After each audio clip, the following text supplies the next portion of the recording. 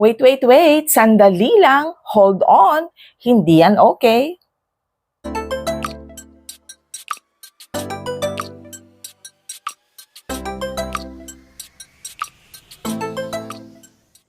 Hi everyone, Crisel Morales here. Welcome back sa ating YouTube channel.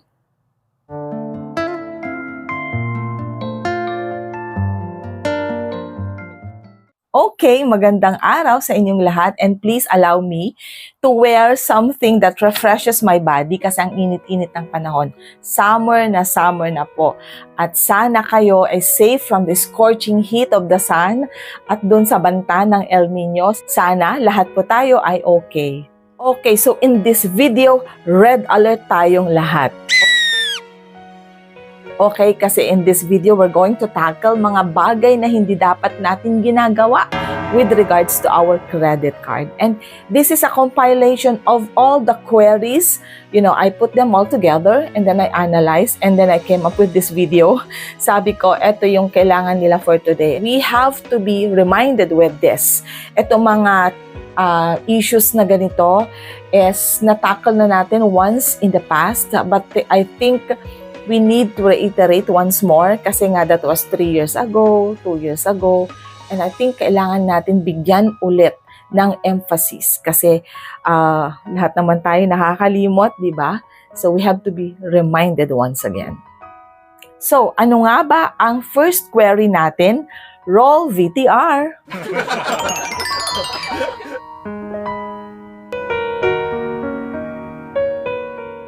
Okay, so there you go. Ang query natin is regarding a credit card that has been opened and then our subscriber decided na pa-cancel. May mga issues na sometimes na-activate. At I think hindi lang sila, pero kayo din, di ba? May mga concerns din kayo tungkol doon sa mga credit cards that you activated and then suddenly napag-isipan mo na natatakot ka pala sa mga upcoming bills, mga responsibilidad, mga obligasyon na hindi ka naman ready. So, after you activated the credit card, biglang, ay, ayoko pala. So, can I deactivate the card? Okay, so that is our number 1 red alert. Di ba nga may kasabihan tayo, think twice, not just twice, but many times before you click. Kasi once you have done it, or once you have activated the credit card, you can no longer reverse. Now, the question is, pwede bang i-deactivate? Pwede bang pa-close? Okay, so pwede naman. Bakit hindi? Kaya lang, hindi na siya ganun kadali. Okay, number 1, bakit mo kasi siya inactivate na hindi mo pinag-isipang mabuti? And one thing more, once the credit card is activated, it means to say, obliged ka na to pay the annual fee kung may annual fee yan. Kung wala naman, edi okay. So, siguro you need an explanation with the customer service representative kung bakit i-deactivate mo na, ka-activate mo lang yung credit card mo. So, kailangan maghanda ka sa isasagot mo sa kanya. Maybe you just need to be honest with the customer service representative by telling na takot ka sa obligasyon or takot ka sa mga babayarin just in case, no? So, there's nothing more effective than telling the truth anyway. So, ang lesson sa atin, before you click, think twice, thrice, many times. Kasi nga, as what I've said a while ago, hindi mo na mare-reverse yun. Once it's activated, once you activated the credit card, I should say, so, wala ka na magagawa. But you can, however, no? Ask the customer service representative of that certain bank to assist you in deactivating the credit card. Yan kung papayag sila right away. Kasi may mga bangko na hindi ka agad nagde-deactivate ng credit card right after activating it. Kailangan may mapapalampas muna na ilang number of weeks or months. I don't know the reason behind, but may mga ganong bangko. It fears us that much, kaya nga bago natin isiping i-activate ang credit card na yan, kahit pa na-receive mo na, you still have the choice whether i-activate mo siya or hindi. So, best thing is that relax for a while, don't be overwhelmed, and then isipin mo kung ano yung mga pwedeng mangyari kung inactivate mo to. Kung hindi mo inactivate, ano din yung mga pwedeng mangyari? Kasi kapag activated na yung credit card, there you go, babayaran mo na yung annual fee kapag may annual fee yan. Kapag na late yung payment mo, you will be charged with finance charge or interest, and many more. May late payment fee pa na sinisingil yan, and then a lot more of fees to pay. So, kailangan isipin natin yon. Kaya lang, kung kailangan natin talaga yung ating credit card, then i-activate natin. But make sure na decided ka na, fully decided ka na, and ready ka na to face any circumstances and to face those fees that you have to pay as your obligation with the bank with regards to the usage of the credit card. Question or query number 2?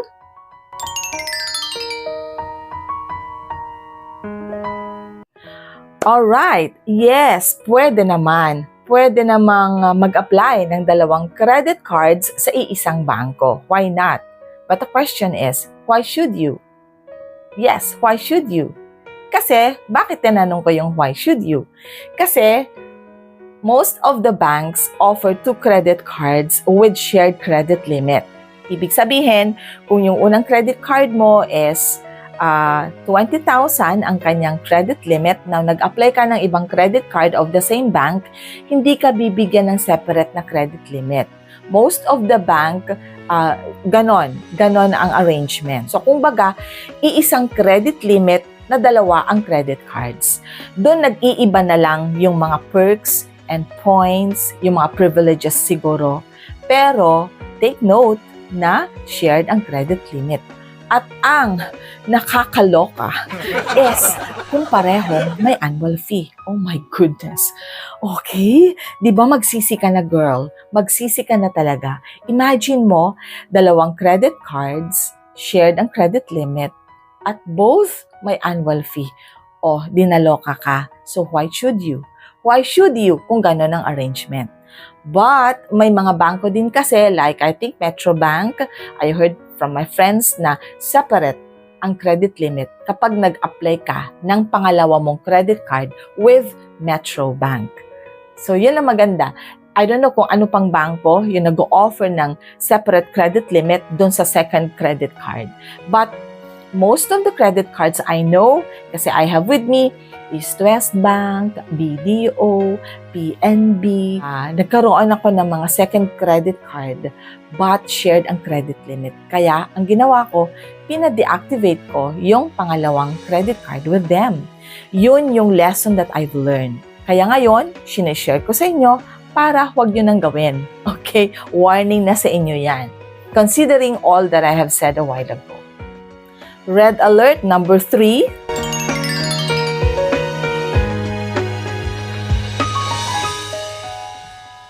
Okay, so there you go. Ano nga ba ang mangyayari sa'yo kapag hindi mo nabayaran yung credit card bills mo for 2 months and then you ignore yung kanilang mga tawag, SMS, email? Ano nga ba ang mangyayari sa'yo? Red alert talaga ito.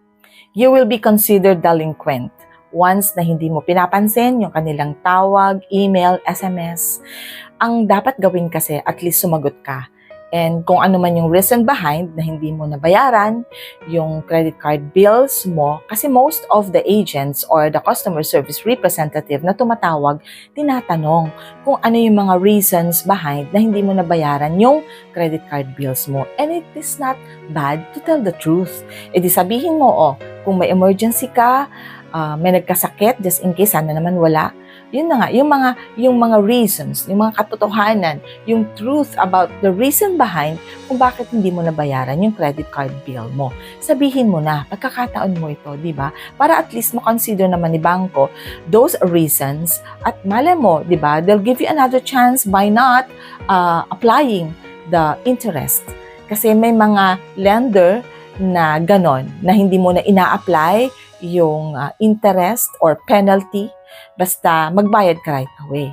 Now, just in case na tumawag naman sa'yo si bangko, di ba? Tapos hindi mo nga kayang bayaran, sabihin mo kung ano yung katotohanan, the reason behind, and then mag-ask ka if you can make an arrangement to convert those purchases or to convert yung bill mo into installment. And kahit may konting interest, kung mas magaan naman sa'yo kasi babayaran mo siya ng monthly, why not, di ba? So you make compromise. sabihin mo kay bangko. Kasi sila pa rin yung tutulong sa'yo para makagawa ng paraan para mabayaran mo yung credit card bills mo. Pero syempre, huwag mong iisipin na malilibre ka sa babayaran mo. Kasi ginamit mo yan utang yan, hindi ba? So, ang utang kailangan bayaran. That is the reason why na kahit malaki yung credit limit natin sa ating credit card, hindi ibig sabihin nun na ang yaman-yaman na natin. Because ang credit limit na nandun sa loob ng credit card is utang natin kay bangko na kailangan nating bayaran. Na pwedeng maalerto ka na lamang pagdating na ng credit card bill, ang laki pala ng nagamit mo sa credit limit mo, hindi mo pala kayang bayaran. Kaya hinay-hinay lang po sa paggamit sa ating mga credit card. Now, let us go to the last query.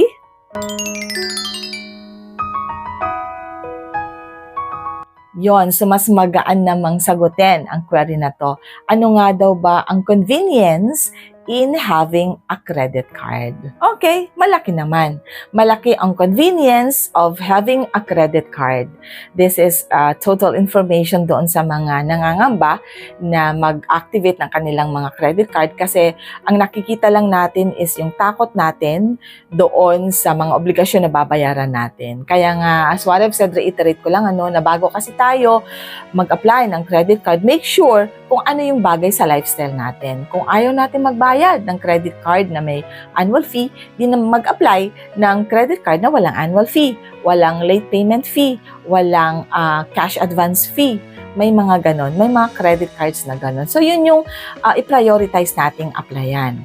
Ngayon, kapag may credit card na tayo, ano ba yung convenience? Ang laki talaga ng convenience ng ating mga credit card.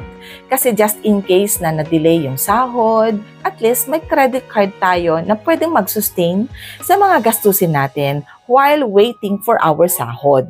Now, pagdating na ng sahod natin, right away itabi mo na yung nagamit mo sa credit card mo para nang sa ganon, wala kang maging problema pagdating ng SOWA. Naka-ready na yung ibabayad mo sa credit card mo. Ganon yon. So, kailangan we have to manage our credit limit wisely. Kung kailangan magkaroon tayo ng notebook na katulad nito kung saan tayo pwedeng magsulat para wala tayong makalimutan. Hindi natin makalimutan na 10,000 pala yung nagamit natin sa ating mga credit cards. Or if you have notes on your phone, you can jot it down para maalala mo palagi kung magkano yung babayaran mo sa susunod na SOWA. Or doon kasi sa mobile app ng ating mga credit cards, nakalagay naman doon ang transaction history. So doon, mamamonitor mo din kung magkano na yung nagamit mo doon sa yung credit limit. Ngayon, ang convenience ng having a credit card also is you can have an installment with the merchant affiliated with your credit card or vice versa. So most of our merchants offer installment provided meron tayong credit card. So yun na yung basehan. Ngayon, hindi nila pwedeng ibigay sa'yo or i-offer sa'yo yung installment kung wala kang credit card. Kaya nga, sinasabi ko to na having a credit card increases your purchasing power. That is true because you can purchase a certain product and pay it in installment with 0% interest. Paying it in 6 months, 12 months, 18 months, 24 months. There you go. So this is a video to inspire you na hindi naman kailangan kasing katakutan ang credit card. Basta lang alam mo na yung credit card na yon ay nababagay sa'yo, sa financial flow mo, sa lifestyle mo. Pero kapag yayamanin ka naman or mayaman ka naman at kaya mong magbayad ng annual fee, then go and get the premium credit cards na magaganda yung perks and benefits, but then mataas din naman ang kanilang mga annual fee. Pero kapag hindi yun ang lifestyle mo, you can have those credit cards na walang annual fees at walang, katulad ng sinabi ko kanina, walang late payment fee, walang cash advance fee, walang fee. Okay? So, if that is the credit card that you think it's best for you, it fits your lifestyle, then go for that credit card. Kasi ako man, dalawa yung credit card ko na walang annual fee. Isa yung PNB Zelle Mastercard, and the Citi Simplicity, because both of these credit cards doesn't charge annual fee, cash advance fee, late payment fee. Okay, so it fits me, no? It fits me. Although meron din naman akong mga credit card na may annual fee, pero etong dalawang to, hindi ko talaga mabitiwan. So, it's a matter of choosing the right credit card so that you can enjoy the convenience of having so. Okay, so there you go. Natapos na po tayo. Maraming salamat sa inyong lahat, sa inyong mga queries, sa pag-subscribe, and for sharing our videos. Yes, please do i-share sa mga kaibigan para ma-inform din sila dun sa mga bagay na kailangan nilang malaman din before entering into the journey of having a credit card. So, maraming salamat po sa inyong lahat. And as what I've said, kahit anong klaseng pagsubok meron tayo sa buhay, remember that life is beautiful because God is so good. Bye everyone!